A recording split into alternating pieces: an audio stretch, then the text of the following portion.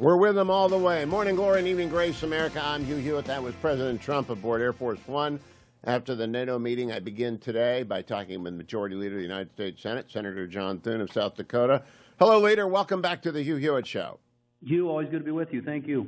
I gather you're not surprised that President Trump is complimentary of NATO, because I really don't think he's never not been, other than they need to pay more.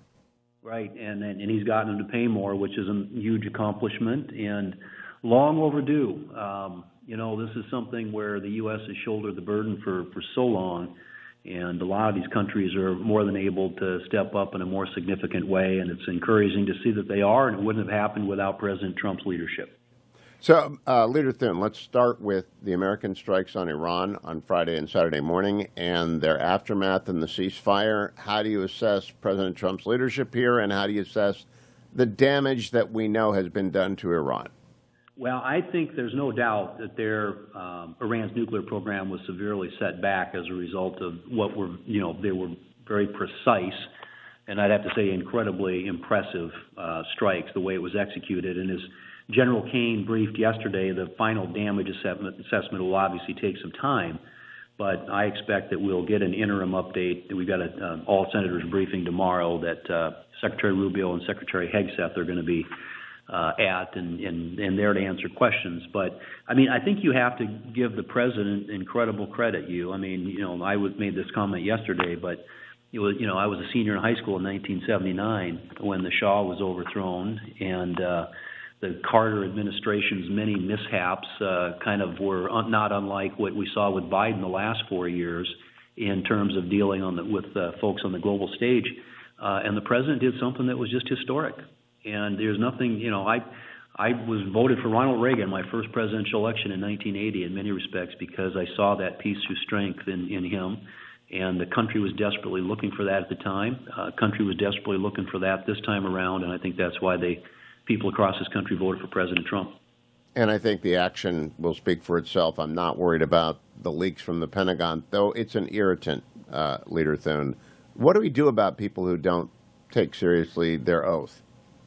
Yeah, I think that when you've got something like this and you've got service members in harm's way and potential for loss of life, American lives, you can't tolerate that sort of thing. It is absolutely inexcusable, and I think that people like that have to be held accountable.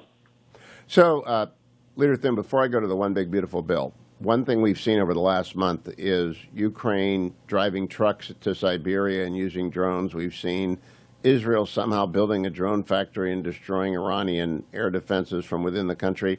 Do you have any concern about the fact ours is an open country? Anyone can come here. Who knows what they're building in the cornfields of South Dakota? Well, I think we have to be, especially now, alert and aware, and I think it's on all of us, incumbent on all of us as Americans, to pay attention to what's going on around us. But, obviously this starts at ensuring that people who come into this country are very carefully vetted, which for the last 4 years under the Biden open borders policy, we know that people are streaming across that southern border, including people on the terrorist watch list. So it's very well possible there could be people here, these sleeper cells that have been alluded to, but I think we all have to take the steps that are necessary. And we've got people in the White House now and in the heads of departments and agencies that are doing the work of ensuring that we are closing our American border. But that doesn't mean that there haven't been people that snuck in the last 4 years. And I think we all need to be aware of and diligent about watching for things that are out of the ordinary, reporting them, and I think they'll have ample support from this White House and, as I said, the various law enforcement agencies in rooting out anything that might present a threat to the American people. I hope you are right. Now, Senator, let's turn to the one big beautiful bill. Steph Knight, who is with Axios, got a great picture of you today, leaving the Republican Senate lunch and standing looking out a window. I'm showing it on the Salem News Channel, which you can't see right now. And you're talking animatedly with somebody. What's that all about? She said it was Speaker Johnson. Right, yeah, and, we've been... Let me ask you, the parliamentarian has begun to make rulings. Have any of them shocked you? No, I think for the most part, most of what we've seen has been there's always a few surprises. There was a couple of surprises actually that we got through. But I think for the most part, we kind of anticipated, because we've been through this enough, and we sort of pre-litigated a lot of this stuff, knowing full well what the thresholds are that we can push in terms of getting her sign off on some of our policy ideas. But as you know, this particular bill represents pretty much the totality of, not the totality of, but certainly a big part of President Trump's agenda. And we want to make sure that we deliver, at least on the domestic side of the agenda. And so we're trying to get as much across the finish line as possible. But there have been there are always setbacks. That happened with the Democrats when they tried to do the Inflation Reduction Act a couple of years ago. They tried to raise the minimum wage. She struck that down. They tried to legalize the DACA population. They struck that down. They tried to get the Clean Power Plan, so-called Clean Power Plan, she struck that down too. So if it's principally about policy and not spending and revenue, you're going to have a problem. But the Democrats also created a template that we've been using to as much as we can through reconciliation, obviously at 51 votes as opposed to 60. And so we're believe me, we're being very aggressive in our attempts to get as much as possible included in the final text. Now, Senator Daines joined me earlier this week, and he said, look, the 40% SALT won't work. Maybe we can get a lower SALT and a lower cap on who is eligible for it. Does the Speaker think that will satisfy his SALT caucus? I think, again, we've been trying to, as much as possible, test the limits, see what the traffic will bear with the SALT caucus.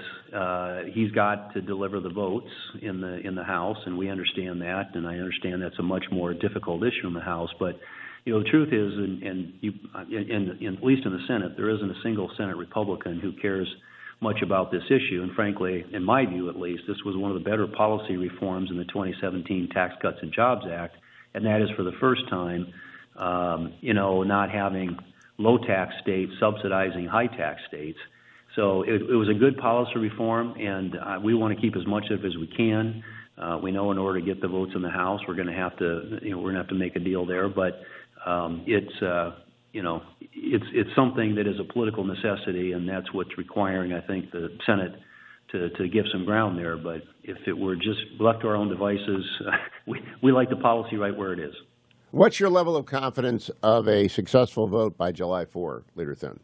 I still think we get this done this week. A lot of the voting will happen on Saturday, but at least and we'll see. I mean, we're waiting for all the bird bath rulings, which are taking a lot longer because the Democrats are contesting and challenging pretty much everything.